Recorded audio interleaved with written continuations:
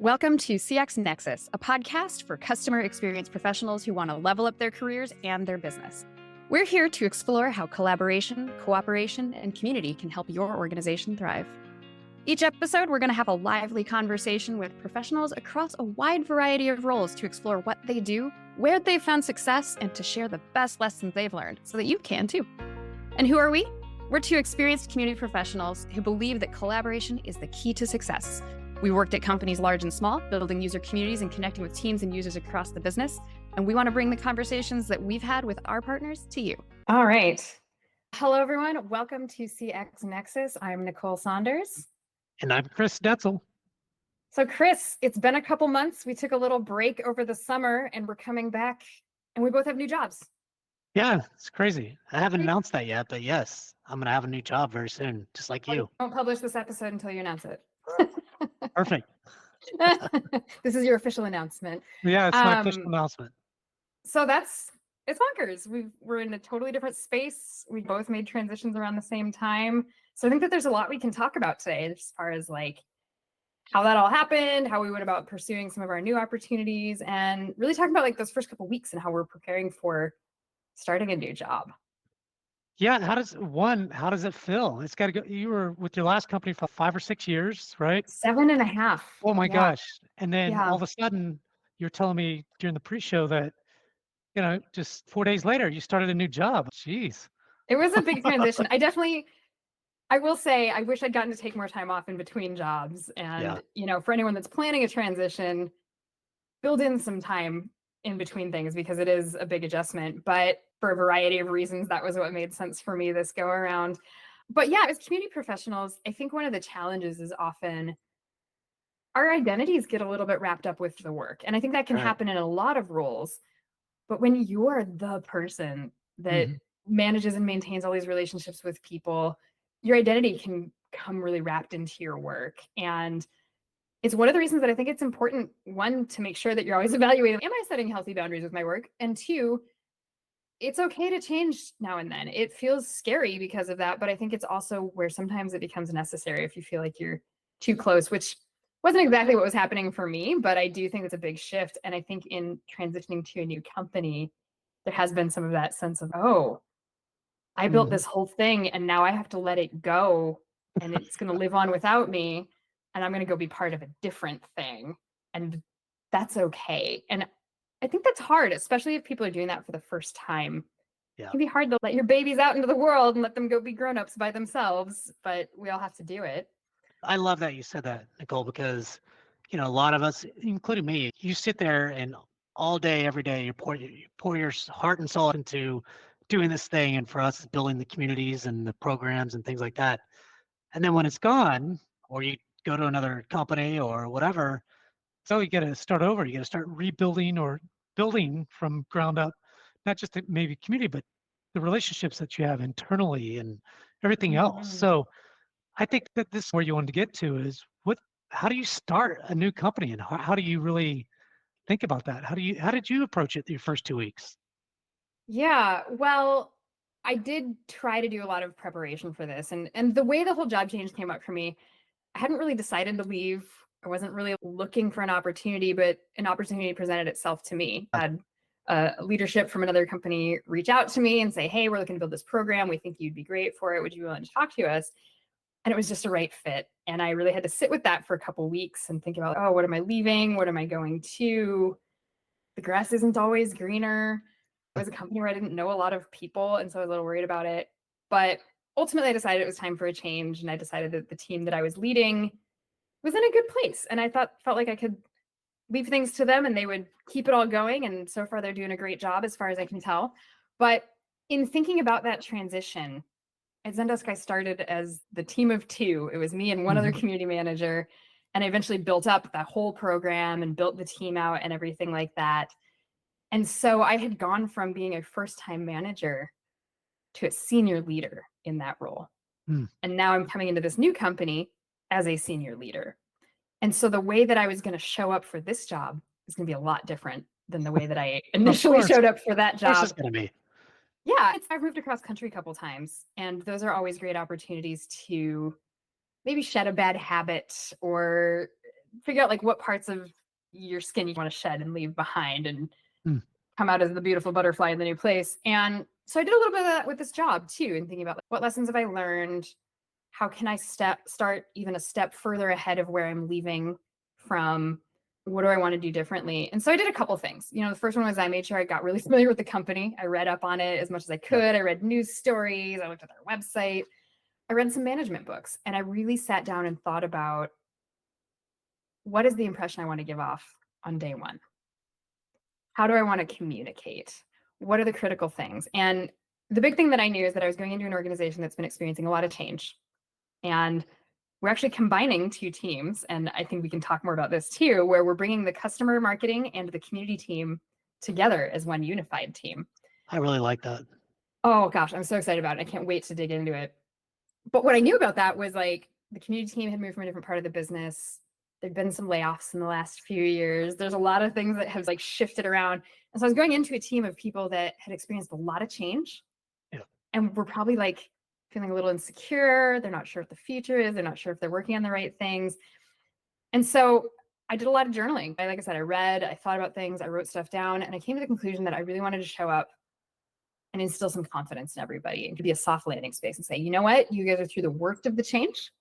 Things are still going to change a little bit, but I'm here to help stabilize and start building, and we're going to bring this group together, and I want everybody's input on the strategy and that kind of thing. And so I had a really clear and crisp message for my first couple of weeks. I'd also given some thought to what were a couple of the big things that I thought I wanted to do. Yeah. And I spent a lot of time listening. In my first 2 weeks, I had a day where I met with all of the peers on my, like laterally on my team. And then I had a day where I met with all of my directs. And then I had a day where I met with all my skip levels. And then I had a day where I met with all of my boss's peers on the marketing team. And next week, I'm going to be shifting into meeting more of the cross-functional people. And the week after that, community members and some of our external stakeholders, so that I can really get a full picture. And there's a couple of questions that I'm asking everybody. The first one is getting to know them a little bit personally, finding out what their day-to-day is, what they actually do. Yeah. And then figuring out, okay, what do you think is going well? What should we keep? What should we lean into? What are the challenges? If you could fix anything today, what would it be? What changes would you make? And then I'm just asking them, like, is there anything else you think I should just know about, be aware of, have a link to? And then I ask them for a couple other people that I should meet. And I know that I'm really building those concentric circles of my internal network. And what's cool is by asking everybody the same questions as I go through this, I can start to recognize patterns and get a really good sense of, okay, what's true, what's not, what is one person's problem, what is many people's problem, and how can I start to build a roadmap around that? And then I overlaid the things I thought I wanted to do coming into the org and said, okay, how does that match up with what I'm hearing? Yeah.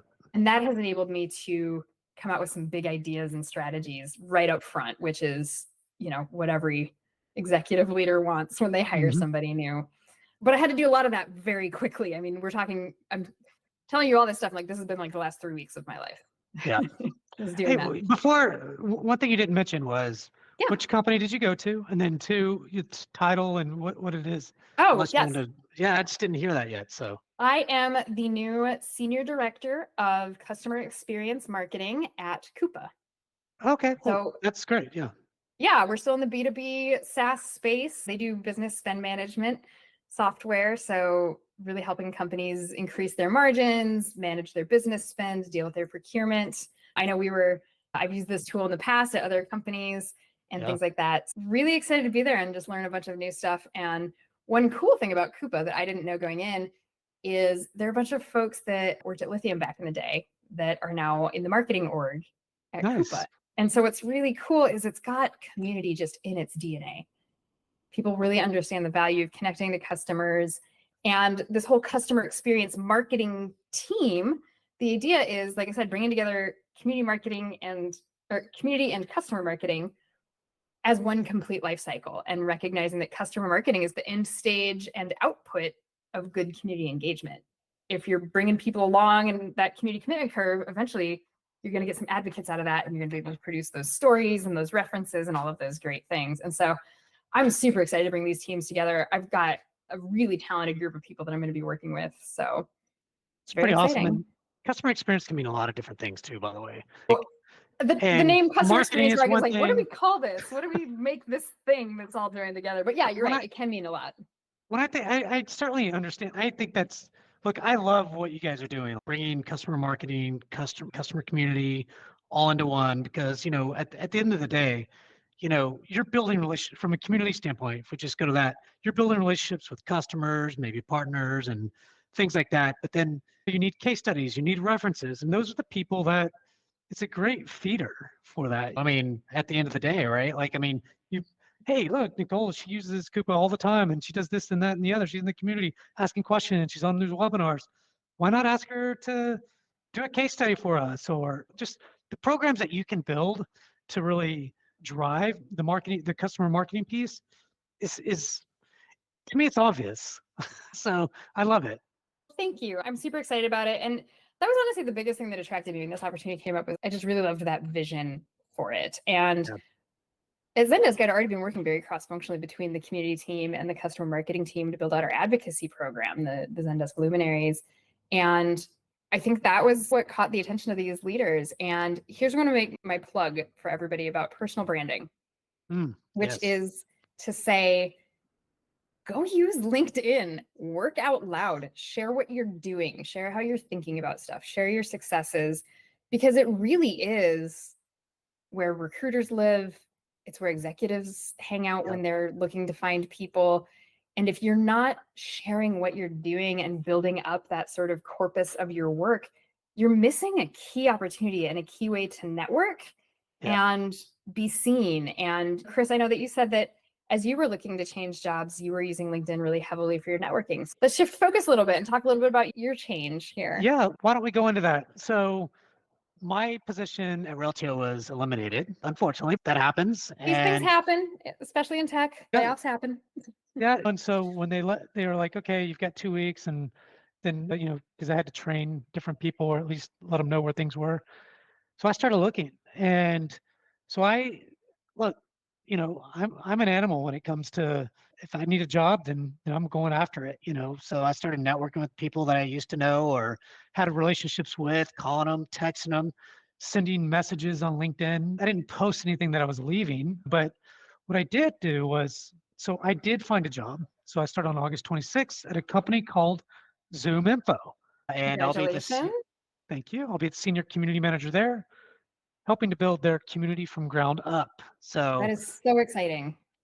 it is exciting, but the way I got it was in this, and I encourage everybody, again, like you do, like we both do, we use LinkedIn by posting stuff that we do, maybe by our blogs, through the content we create, through podcasts, through whatever, right? Saying something smart, those kinds of things, but also messaging people. And like, for example, I saw the job online, and so I started scurrying for who runs that team.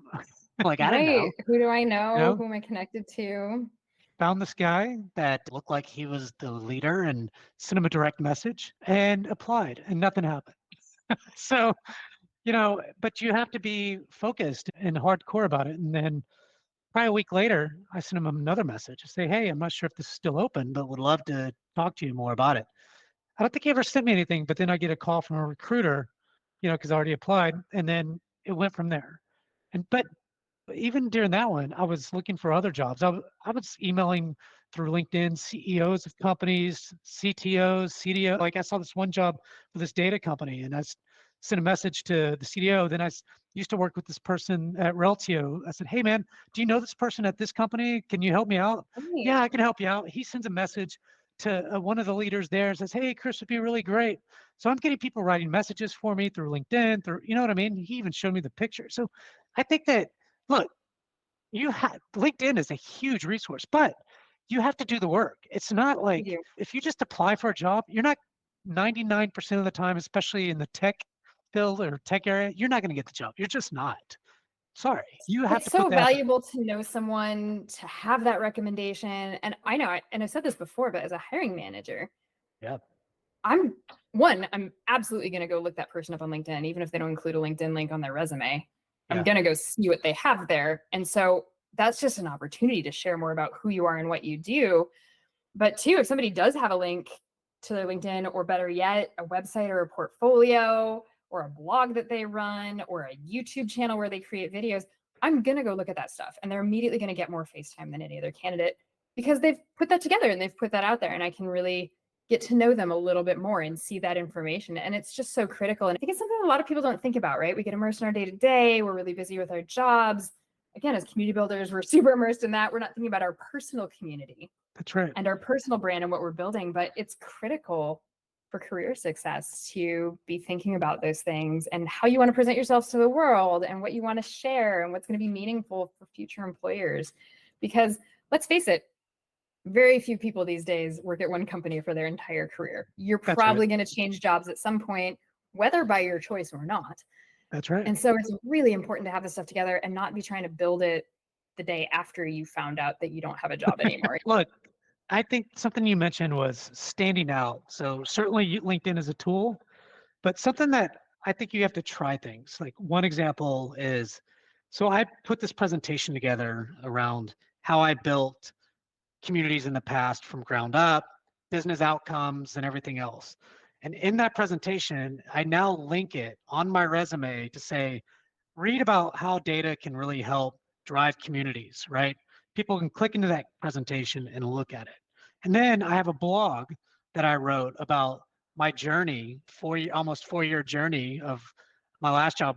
That I don't put the name of the company that I did, but here's what that journey looks like. And then in that blog, I link that blog in that resume.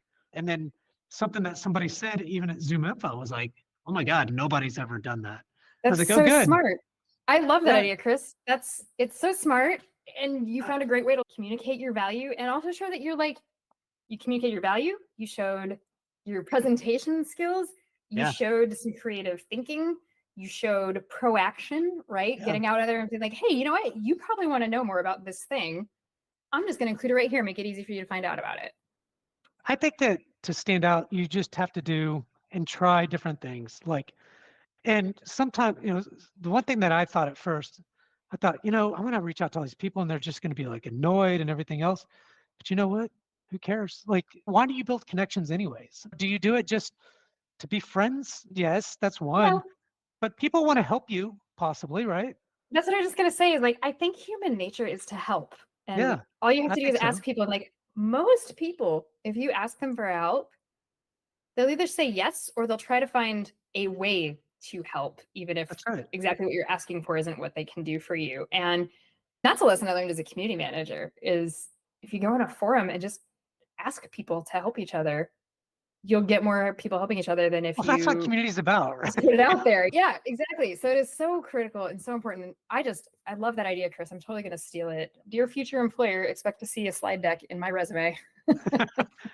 I'll send you my resume just to show you what that looks like. So you can judge on your own, but look, nobody has access to that except for the people I give access. It's fine. And it was fun because I'm sitting there that week. I think I interviewed 7 times with different people, but at any given time, during a week or 2 ago, I'd see people in it. It wouldn't tell me who was in it, but you'd see these little weird dogs or whatever. Right, at the top, little symbols. Google Slides. And people are looking, that they're in there. There's value to what you're doing. It was awesome. And that's amazing.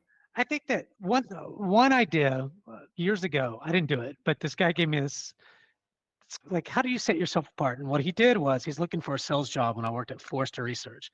And so he interviewed with somebody and he might be okay, he might not be okay, but he sent him a pizza. And that pizza, it says, "I deliver." And he called him and said, "Hey, this is he said something to him. He goes, "This is Barless and I deliver," or something and he got the job eventually. I'm not saying you should be crazy. That feels like a sales guy tactic. Yeah, but it was. And they loved it. The point is, you do need to find ways to stand out.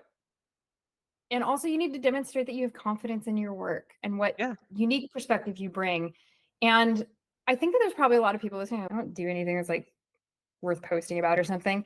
Trust me, whatever it is you're doing is worth posting about and worth sharing about and sharing your ideas on. And it doesn't even have to take a lot of time. You're saying you need to be hardcore.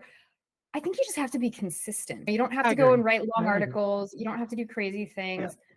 Honestly, most of my posts are reshares of other people's stuff with some commentary on it. But Yeah. I'm always trying to give a little bit of my perspective, share a little bit of my thought. I also spend a fair amount of time looking around and engaging with other people's conversations and contributing to their posts too. And it's good karma, right? It Yeah. builds goodwill, it builds those relationships. And it's so critical. It clearly just played a big role in both of us having some new Sure did. career successes and some opportunities. And I think that's a critical thing for people to think about.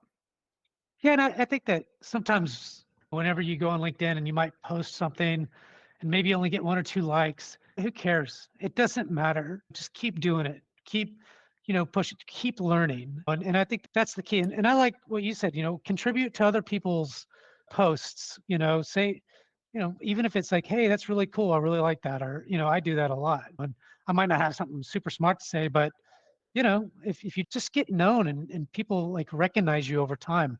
And so I think that's important. I like to give credit to, like, when I was at the other company, whenever we did a webinar or something like that, or I call it shows, I like to evangelize the person that's doing it. Hey, look at Nicole in this thing, and just be consistent, do different things, and I think you'll get there. LinkedIn is a huge resource. I think we said that already. Yeah. So, Chris, I talked a little bit about the preparation that I did coming into my new Yeah. job, and I'm now 2 weeks in, so we can dig into that. But how are you preparing for yours? How are you thinking about that? Given that you Yeah. haven't started yet, you're getting ready for it. Well, I think it's not completely different from what you do. When you build a community from ground up, you have to do a lot of things, right? We already have the platform that we know we're going to go with, so I don't have to worry about picking a platform. But now I've got to start thinking about content strategy. I got to think about engagement tactics strategy. I got to think about people, right? The people are the most important piece. So usually when I start off, the last 2 companies that I worked for and did the exact same thing is I just got on the phone for the next 2 weeks, what you did, and started looking for my individual contributors, those that are really smart about the products, right?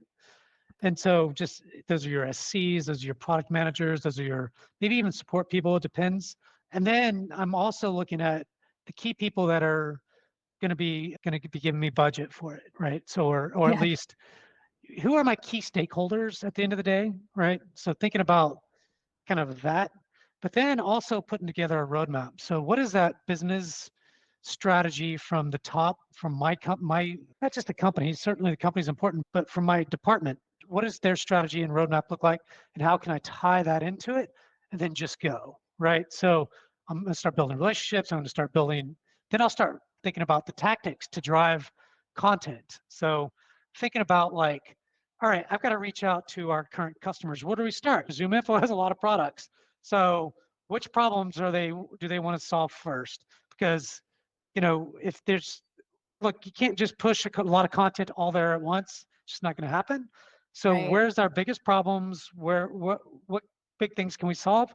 And then start reaching out to customers and letting them know about the community and saying, the way I've done the last couple jobs is, and I've said this before, I'll reach out to 1,000 people, customers, let's say, or 1,000 users, and I'll say something like, "Hey, you currently use ZoomInfo's product, whatever the product is, and we're starting an online community, and we need your help." And then just start off that way. The way you can help is, you know, by providing content. So if you were to answer this question and just ask them one question is, if you're in the room with your peer when you first started using ZoomInfo, what's the first thing you wish you would have known and would have asked a peer of yours? And they give them that question. Boom, that's seed. That's so I'll get 40 or 50 of those, and then I'll be ready to post 2 of those a day for the next 3 weeks, right? On behalf of that customer. And then I'll email the customer before it goes out and say, hey, we're launching the community. Do you want to be the person that kind of goes in there and starts playing around? What do you call it? I'll give them a badge or whatever. But so there's that tactic, right? But then I know I want to start potentially a program, a webinar program. How am I going to do that? Or I'm going to find the experts. And so I'm already thinking about that. I'm already thinking about where I can go from past experiences and everything else, because those technical webinars drive community engagement, get Q&A, gets people on, and those things. It's the simplest thing. And then just your basic community management, right? And then you just go from there and you build programs from that, and you get the people excited internally. Like, that is the number one thing, is getting people excited about it, and just having that and showing that excitement and saying, it's going to do this, it's going to do that, but I need you to help to do this and this. A lot of people will say no.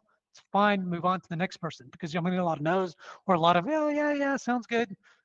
But I've got to move on to the next. And then the person, like I'm talking to Nicole, Nicole's, oh my God, I would love to do a demo of this, that, or the other. And boom, you're my first person. And then I'll say something like, in September 5th, we're going to do this webinar. You're going to be on it, and we'll have our customers on it. Maybe we only have 10 people. Who cares? But it will grow. And then I'll use that content to drive. Anyways, I get very excited about it. I already know exactly what I want to do. So. I love this, Chris. You were so energized. You're so excited. And what I heard in there is like, you're thinking about who your key stakeholders are going to be. Yeah. Understanding what's important to them. You're thinking about your roadmap and like the things you want to do, some quick wins, as well as a longer range vision, and having a strategy already in mind. I think you're going to be able to hit the ground running when you get there. Yeah, I might even next week work on a straw man strategy, and then be able to plug it in. It doesn't hurt to show up with it. Yeah, that's what I did when I was at Reltio. I just said, hey, here's what I'm thinking. What do you think? And that leader was like, holy shit. Like. Well, and especially because you're going into a building role where you're going to start from scratch and you're building from the ground up. And I did some of that too. Of course, I knew I was coming into an organization that had a lot of things established, where it's going to be more about figuring out what's there. How do we optimize it? How do we pull things together than building from scratch? But it is really good to show up with at least an idea. And like you said, a straw man, something that you can start to throw ideas against and start to shape it into what you're actually going to do. And I think that's another critical thing to bring up.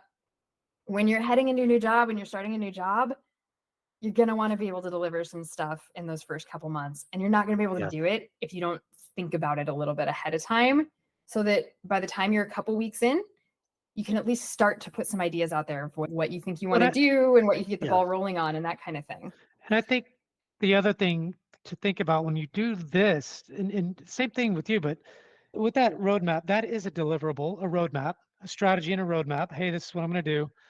And then you might get like a project management, not tool necessarily, you could use a tool, but I use Excel, and I'll say things to get done, who's going to do it, and then I'm going to write them all out. I need a URL. I need to, the very tactical things that you need. And then, that way you don't forget. That way I know Nicole's going to go do this, and I know Bill's going to do that.